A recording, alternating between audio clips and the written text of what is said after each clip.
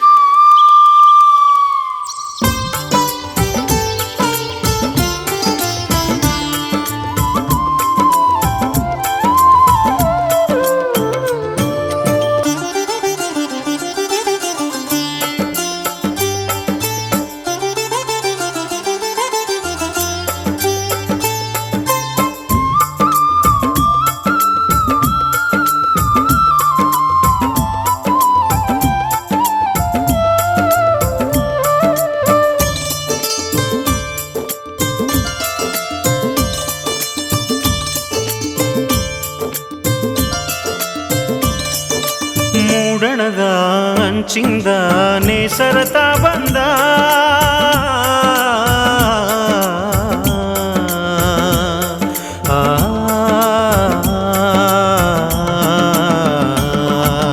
ಮೂಡಣದ ಅಂಚಿಂದ ನೇಸರತ ಬಂದ, ಬೆಳ್ಳಿಯ ಕಿರಣಗಳ ಪಾದಕ್ಕೆ ತಾ ಸುರಿದ, ಬೆಳ್ಳಿಯ ಕಿರಣಗಳ ಪಾದಕ್ಕೆ ತಾ ಸುರಿದ, ಮಂಜಲ್ಲ ಓಡಿಸಿದ ಹೂವೆಲ್ಲ ಅರಳಿಸಿದ, ಮಂಜಲ್ಲ ಓಡಿಸಿದ ಹೂವೆಲ್ಲ ಅರಳಿಸಿದ, ಸ್ವಾಮಿಯ ಸೇವೆಗೆ ನೇಸರ ನೆರವಾದ,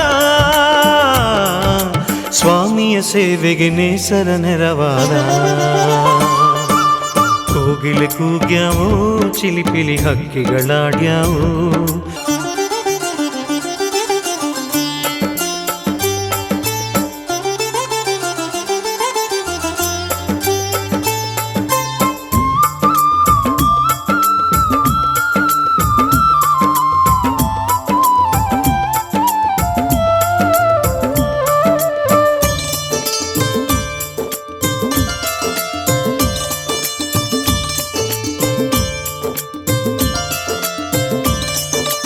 ಅರಬಿರಿದ ಮಲ್ಲಿಗೆಯು ಕಂಪ ತಾಸೂಸಿ,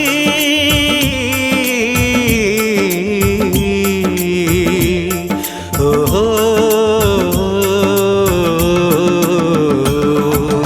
ಅರಬಿರಿದ ಮಲ್ಲಿಗೆಯು ಕಂಪ ತಾಸೂಸಿ, ಮಲಯಜ ಮಾರುತ ಜೊತೆಗೆ ತಾಬೀಸಿ, ಮಲಯಜ ಮಾರುತ ಜೊತೆಗೆ ತಾಬೀಸಿ, ಗಂಧಾದ ಮರಗಳನ್ನು ವಾಲಿ ವಾಲಾಡಿಸಿದ, ಚಂದಾದ ಪುಷ್ಪಗಳ ಮಳೆಯನ್ನ ಸುರಿಸಿದ, ಸ್ವಾಮಿಯ ಸೇವೆಗೆ ಮಾರುತ ನೆರವಾದ, ಸ್ವಾಮಿಯ ಸೇವೆಗೆ ಮಾರುತ ನೆರವಾದ. ಕೋಗಿಲೆ ಕೂಗ್ಯಾವೋ ಚಿಲಿಪಿಲಿ ಹಕ್ಕಿಗಳಾಡ್ಯಾವೋ, ಕೋಗಿಲೆ ಕೂಗ್ಯಾವೋ ಚಿಲಿಪಿಲಿ ಹಕ್ಕಿಗಳಾಡ್ಯಾವೋ, ಬೆಟ್ಟದ ಮಾದೈ ನೆತ್ತಿಯ ಮ್ಯಾಲೆ ನಾಗರ ನಲಿದಾವೋ, ಇಬ್ಬನಿ ಸುರಿದಾವೋ ಮರಿದುಂಬಿಗಳುಲಿದಾವೋ, ಇಬ್ಬನಿ ಸುರಿದಾವೋ ಮರಿದುಂಬಿಗಳುಲಿದಾವೋ. ಈ ಆಂಜನೇಯನ ದೇವಸ್ಥಾನ ಪೂಜೆ ನಡೆದಿದೆ. ಸುಮಾರು 9 ವರ್ಷ ಹಂಗೆ ನಿಂತಿತ್ತು. ಅವರು ಮೊದಲೇಟಿಗೆ ನಮ್ಮಲ್ಲಿ ಬಂದು ಇದನ್ನು ನಾವು ಈ ಕಡೆಗೆ ಹೆಚ್ಚಿನ ಗಮನ ಹರಿಸಿರಲಿಲ್ಲ. ಅವರೇ ಬಂದು ಸ್ವತಃ ಒಬ್ಬರು ಭಕ್ತರನ್ನು ಕರ್ಕೊಂಬಂದು ನಮ್ಮ ಮನೆ ಹತ್ರ ಒಂದು 4 ಸರಿ 5 ಸರಿ ಬಂದು ಆಂಜನೇಯನ ದೇವಸ್ಥಾನ ನೀವೇ ಬಯಸ್ಕೊಂಡು ಏನಾದರೂ ಮಾಡಿ ನಮ್ಮ ಕೈಲಾದ ಮಟ್ಟಿಗೆ ಸಹಾಯ ಮಾಡ್ತೀವಿ, ನೀವು ನಿಂತ್ಕೊಂಡು ಅದನ್ನು ಒಂದು ಜೀರ್ಣೋದ್ಧಾರ ಮಾಡಬೇಕು ಅಂತ ಇದು ಮಾಡಿದ್ರು. ಮೊದಲೇಟ್ಗೆ ಆಂಜನೇಯನ ದೇವಸ್ಥಾನದ ನಾವು ಮೊದಲು ಕಮೆಂಟ್ಸ್ ಮಾಡಿ ಅದರದ್ದೆಲ್ಲ ಪೂಜಾ ಕೈಂಕರ್ಯಗಳೆಲ್ಲ ಮಾಡಿದ ನಂತರ ಮಾರಮ್ಮನ ದೇವಸ್ಥಾನಕ್ಕೆ ನಾವು ಕೈ ಹಾಕಿದ್ದು. ಆ ದೇವಸ್ಥಾನ ಮುಟ್ಟೋವರೆಗೂ ಇದು ದೇವಸ್ಥಾನದ ಸುದ್ದಿ ಬಂದಿರಲಿಲ್ಲ. ಅದೆಲ್ಲ ಆದಮೇಲೆ ನಮಗೆ ಇದು ಎಚ್ಚರ ಆಂಜನೇಯನೇ ಇದಕ್ಕೆ ಆಶೀರ್ವಾದ ಮಾಡಿದ್ದಾನೆ ಅಂತ ಹೇಳಬೇಕು. ಮಾಶನಹಳ್ಳಿಯಿಂದ ಈ ಬೊಮ್ಮನಹಳ್ಳಿಗೆ ಬಂದಿರೋ ಕಾರಣ ಏನು? ನಾವು ಮೊದಲಿಂದಲೂ ಈ ತಾಯಿಯ ಭಕ್ತರು.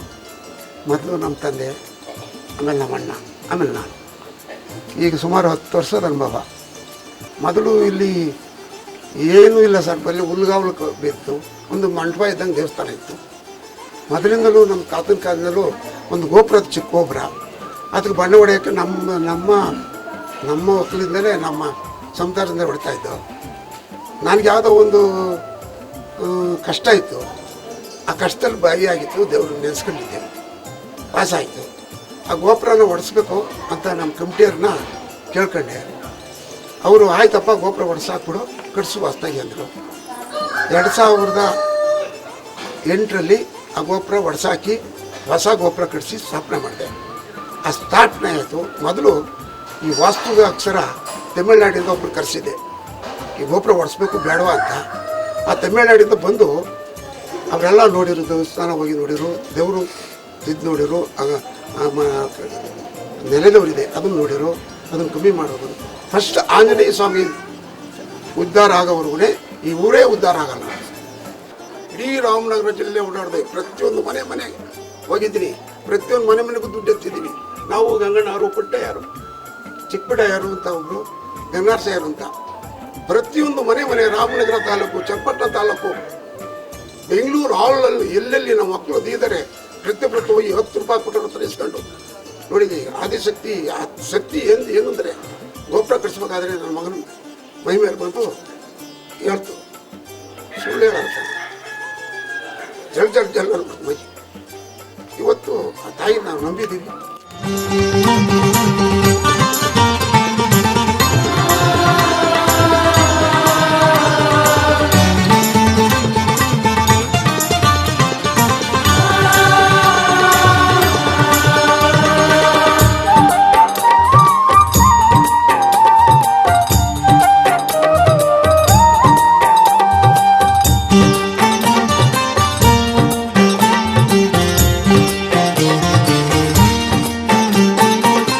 ಯಾವ ಜನ್ಮದ ಪುಣ್ಯದ ಫಲವೋ ಸೇವೆಯ ಭಾಗ್ಯವ ನೀಡಿರುವೆ.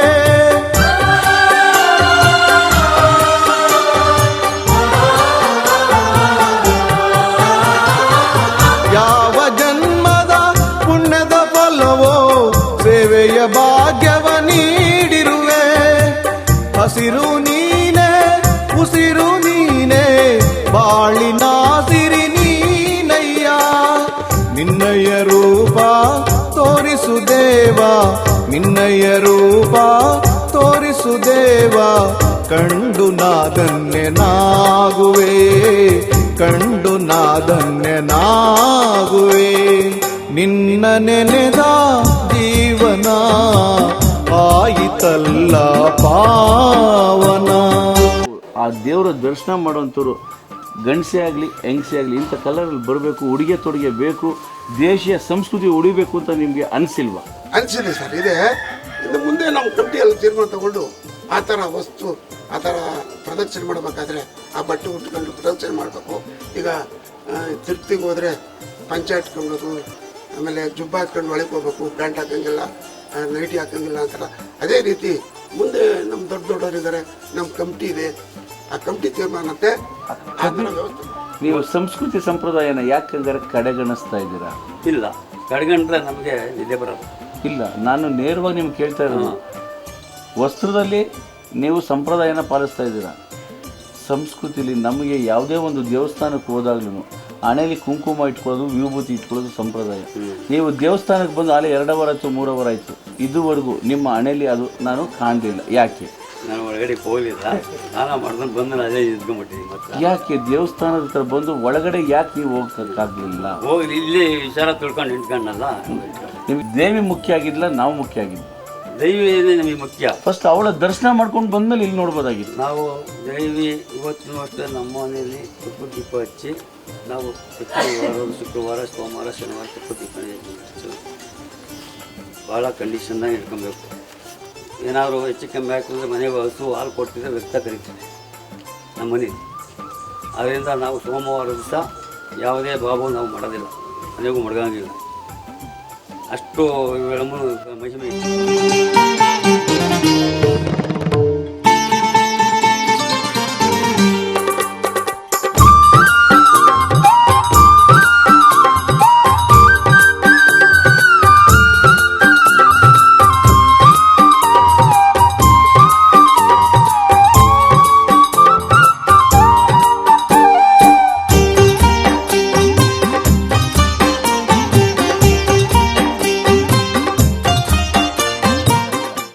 ನಾನು ಸುಮಾರು ಒಂದು 12 ವರ್ಷ ಇರ್ಬೋದು ಅಷ್ಟೇ. ನಾನು ಪರಸ್ತರ್ಮಿಕ ಇಲ್ಲಿ ಶಿಕ್ಷಕನಾಗಿ ಇದ್ದಿದ್ದೆ. ಇದ್ರ ಬಗ್ಗೆ ನನಗೆ ಈ ಸ್ಥಳ ಪುರಾಣದ ಬಗ್ಗೆ ಏನೂ ಅರಿವಿಲ್ಲ ನನಗೆ. ನಾನು ನನ್ನ ಪೂರ್ವಾಶ್ರಮದಲ್ಲಿ ವೇದಪಾಚಾರ್ಯರಲ್ಲಿ 10-15 ವರ್ಷ ಬೆಂಗಳೂರಿನಲ್ಲಿ ಅಧ್ಯಯನ ಮಾಡಿ ಶಿಕ್ಷಕ ವೃತ್ತಿ ಕೈಗೊಂಡು ನಿವೃತ್ತನಾಗಿದ್ದೇನೆ. ನಿವೃತ್ತನಾಗಿ 28 ವರ್ಷ ಆಯಿತು. ಆದರೆ ಈ ತಾಯಿಯ ಸತ್ಯತೆಯ ಬಗ್ಗೆ ನಾನು ಮಾತಾಡ್ತೀನಿ. ನಾನು ಕೊಲ್ಬೂರು ಮೂಕಾಂಬಿಕಾ ದರ್ಶನ ಮಾಡಿದ್ದೇನೆ.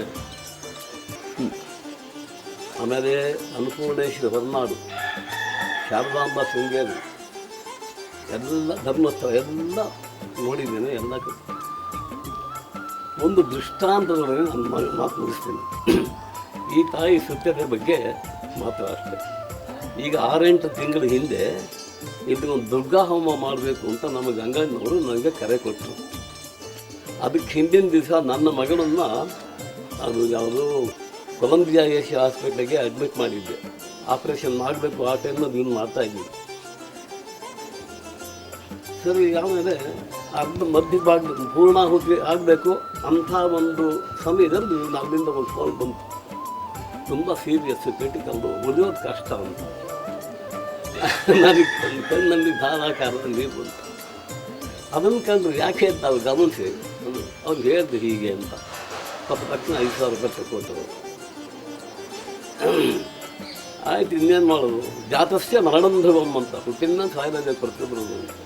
ಹಾಗಂತ ತೀರ್ಮಾನ ಮಾಡಿಕೊಂಡು ಆ ತಾಯಿಗೆ ಸರ್ವಮಂತ್ರಾತ್ಮಕೆ, ಸರ್ವಯಂತ್ರಾತ್ಮಕೆ, ಸರ್ವತಂತ್ರಾತ್ಮಕೆ ಪಾಹಿ ಮಾಂ ಪಾಹಿ ಮಾಂ ಪಾಹಿ ಅಂತ ಬೇಡ್ಕೊಂಡೆ. ಪೂರ್ಣಾಹುತಿ ಹಬ್ಬ ಮುಗಿತು, ನನ್ನ ಕೆಲಸ ಮುಗಿತು, ಮನೆಗೆ ಹೋದೆ. ಮನೆಗೆ ಹೋದ ತಕ್ಷಣ ಅಲ್ಲಿಂದ ಮತ್ತೊಂದು ಫೋನ್ ಬಂತು. ಈಗ ಆಲ್ರೈಟ್, ಆಪರೇಷನ್ ಸಕ್ಸಸ್ಫುಲ್, ಪೇಷಂಟ್ ಚೆನ್ನಾಗಿದ್ದಾರೆ, ಏನು ಯೋಚನೆ ಮಾಡಬೇಕಾಗಿಲ್ಲ. ಈ ದೃಷ್ಟಾಂತಕ್ಕೆ ನೀವೇನು ಹೇಳ್ತೀವಿ?